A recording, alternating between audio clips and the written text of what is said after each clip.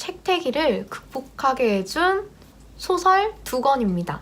정말 단숨에 다다다닥 읽히지만 그 남는 장수를 보면서 너무 아껴서 읽고 싶었던 그런 책이에요. 젊은 작가님들이 쓴 다양한 사람들의 생생한 웃픈 일상이 담겨 있습니다.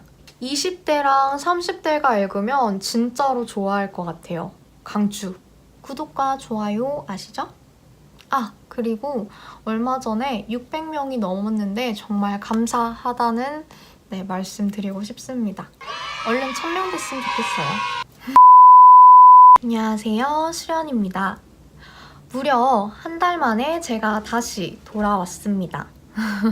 많은 일들이 있었지만 무려 저에게도 책태기라는 그런 아주 약간의 짧은 시간 동안 그런 권태로운 시간이 있었는데요. 하지만 그 책태기를 극복하게 해준 계기가 있었습니다. 바로 오늘 소개할 소설 2권이 저와 다시 책과 이어주게 하는 큰 역할을 했었는데요. 그럼 책태기를 극복하게 만들어준 소설 2권을 소개하도록 하겠습니다.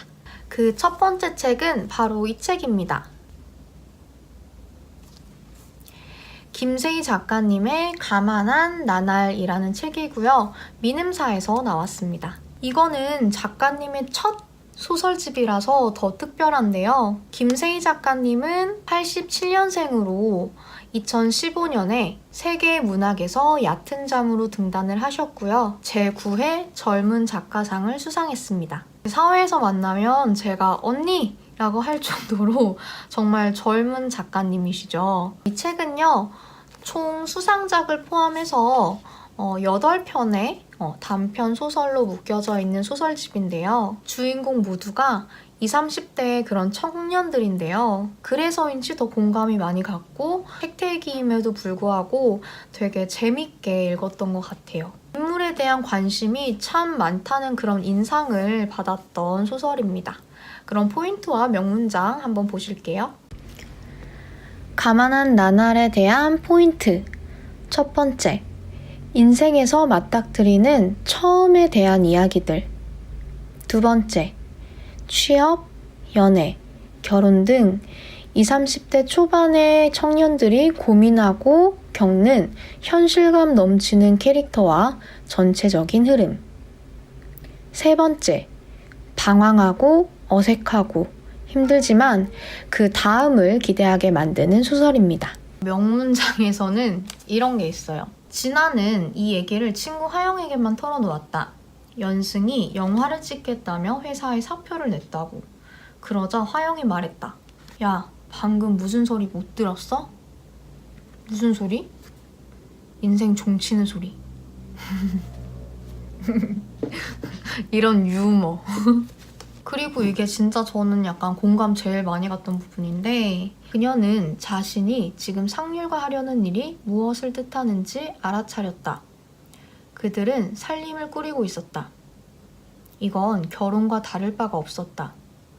집을 구하고 그 집을 채울 가전제품을 사러 다니고 있었다.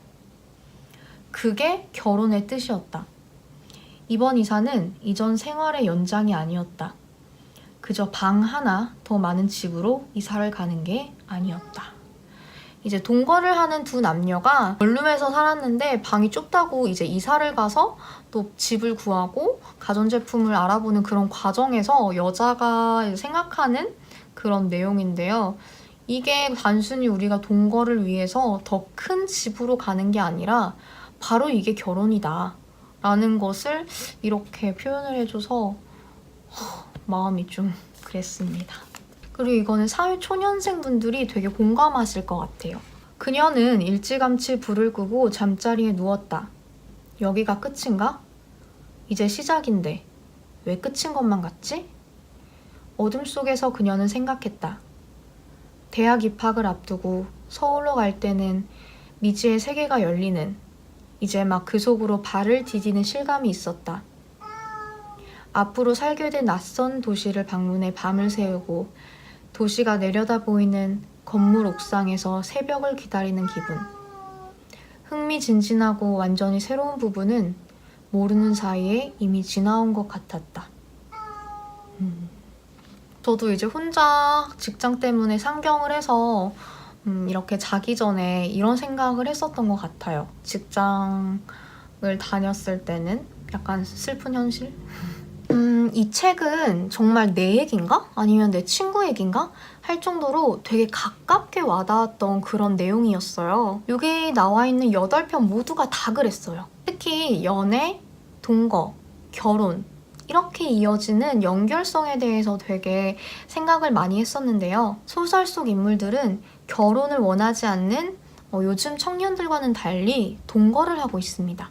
근데 집값이 이제 대도시는 워낙 비싸다 보니까 이 친구들이 동거를 하는 거죠. 월세를 줄이기 위해서 그럴 수도 있고 생활비를 줄이기 위해서도 그러는데요. 심지어는 신혼부부 대출을 받아서 금리가 낮은 그런 상품으로 이제 같이 집을 구해서 살기도 합니다. 이런 연애에서 동거를 통해서 자연스럽게 결혼의 길목으로 들어서는 거죠. 물론 둘이 원했을 수도 있지만 이거는 약간 현실적인 문제가 자연스럽게 결혼으로 이끄는 게 아닐까라는 생각을 굉장히 많이 했었습니다. 누군가에겐 비싼 집이 결혼을 하기 싫은 이유가 된다면 이 주인공들에게는 함께 살아야 하는 그런 이유가 됩니다. 이러한 현실적인 문제를 되게 짧은 문장과 꾸밈없이 솔직한 그런 단어와 문장력으로 풀었었기 때문에 슬픈 감정도 짙게 들었습니다. 그리고 첫 직장에 대한 이야기들도 되게 먹먹했어요. 이상한 상황인데도 이거 이상한데 왜 사람들은 계속 이상하다는 그런 질문도 안 하고 어떤 제스처도 안 하지? 이게 이상한 건가? 싶을 정도로 이제 모든 게 익숙해져 가는 거예요. 이상한 것에. 그리고 이상하다고 느끼면 내가 이상한 사람인 느낌? 아닌 것을 아니라고 말할 수 없는 그런 참담한 현실을 참 잘 풀어냈더라고요. 처음을 조명하는데요. 연애든 직장 생활이든 무슨 결혼이든 동거든 그 처음이 우리의 인생에서는 가장 중요하다고 생각을 합니다. 그 처음에 초점을 맞춰서 잘 쓴 그런 알차고도 아프고도 조금 씁쓸하고 또 다음을 기대하게 만드는 그런 소설집이었습니다. 다음은 더 잘 살기 위해, 더 잘하기 위해서 그런 처음을 보내고 있는 우리에 대한 냉철하고도 따뜻한 이야기이기 때문에 20, 30대 여러분들에게 추천합니다. 두 번째는 바로 요겁니다. 정세랑 작가님의 피프티 피플이고요. 창비 출판사에서 나왔습니다.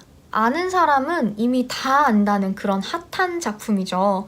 그래서 저도 도서관에서 빌렸었는데 한 50페이지쯤 읽고 아니야 이건 사야 돼 이러면서 바로 인터넷 주문을 했던 기억이 있습니다. 정세랑 작가님은요 84년생으로 2010년 판타스틱으로 등단을 하셨고요. 이외에도 옥상에서 만나요, 보건교사 아는 형 등의 장편 소설을 내셨습니다. 이 책은 제목처럼 50명이 아니라 실제로는 51명이라고 해요. 그 51명의 인물이 각 챕터를 장식하고 그 51명의 이야기가 펼쳐지는 장편 소설입니다. 정말로 추천하고 싶은 이유는 그동안 우리가 계속 봤던 그런 소설과는 색다른 구성이고요. 그리고 전개 방식도 되게 흥미로워요. 그리고 51명이면 되게 따로 노는 인물인 듯 하면서도 이게 연결성이 있거든요. 인물들과 스토리가 연결되는 느낌. 그런 것들 때문에 아주 강력하게 추천하고 싶습니다. 이것도 포인트와 명문장 한번 보실까요? 피프티 피플의 포인트 첫 번째, 2016년 1월에서 5월까지 창비 블로그에 연재했던 입체적이고 풍부하면서 짜임새 있는 장편소설. 두 번째, 수도권의 한 대학병원을 중심으로 어떻게든 연결된 51명의 주인공의 이야기가 담겨져 있고 색다른 구성으로 더욱 돋보이는 구석구석 사람들의 사연. 세 번째, 우리 모두를 주인공으로 만들어주는 희망과 믿음을 안겨주는 이야기입니다. 이건 장유라라는 인물에서 나오는 문장인데요. 최악의 상황이 오면 사람들은 생각보다 강인해진다. 불행을 팔아 일자리를 얻는 것쯤은 마음의 미약한 실금도 그치 않았다. 불행에 대해 쓸 필요는 없었으므로 살이 너무 빠져서 못 입게 되었다고 썼다. 계속 이제 불행에 대해서 계속 얘기를 하죠. 은근히 이 인물들 전체가 다 해피하진 않아요. 어떤 정말 불행한 상황도 꽤 많고 아프고 힘든 상황이 꽤 많은데 그런 전체적인 문장의 내용을 이 장유라라는 인물에 넣어서 말하지 않았나 싶어서 굉장히 좋았다라는 생각을 했습니다. 그리고 이거는 하계범이라는 인물, 조금 나이가 있는 인물에서 나오는 구절인데요. 젊었을 땐 분명 계범에게도 친구들이 있었다. 고향 친구들, 함께 일했던 이들, 동네 이웃들, 모두 어디에 있을까? 몇몇은 세상을 떴는지도 모르겠다. 서로 매정해서가 아니었다.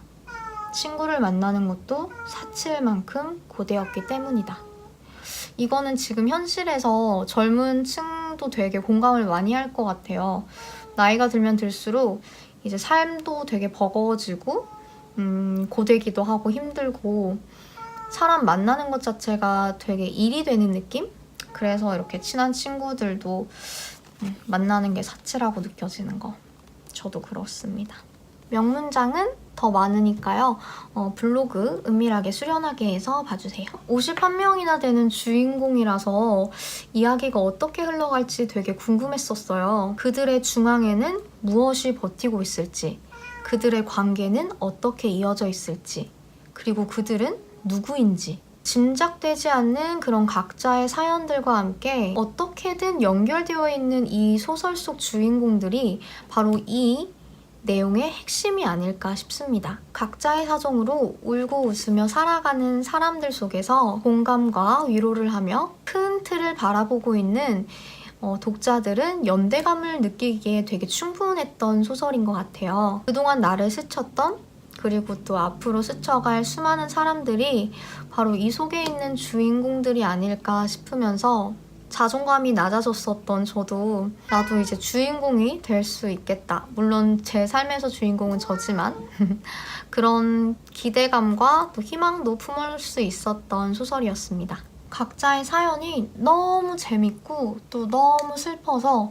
흡입력이 정말 장난이 아니었어요. 그래서 더 손을 떼기도 힘들었고 남은 페이지를 보면서 되게 아쉬움이 컸던 것 같습니다. 그동안 제 채널을 믿고 보셨던 분들이고 제가 소개했던 그런 모든 책들이 마음에 드셨더라면 분명히 이 두 소설도 완전 퍼펙트하게 마음에 드실 겁니다. 이 두 소설에서 좀 아쉬웠던 거는 판형이랑 이제 표지 디자인이었는데요. 그거는 뭐 제가 디자이너가 아니니까 그냥 독자 입장에서 아쉬웠습니다. 다음 주는 김금희 작가님 특집으로 작가님의 작품 몇 개를 소개하도록 할 거예요. 그럼 모두 따뜻하게 3월 마무리 잘 하시고요. 다음 달에 우리 또 만나요. 안녕.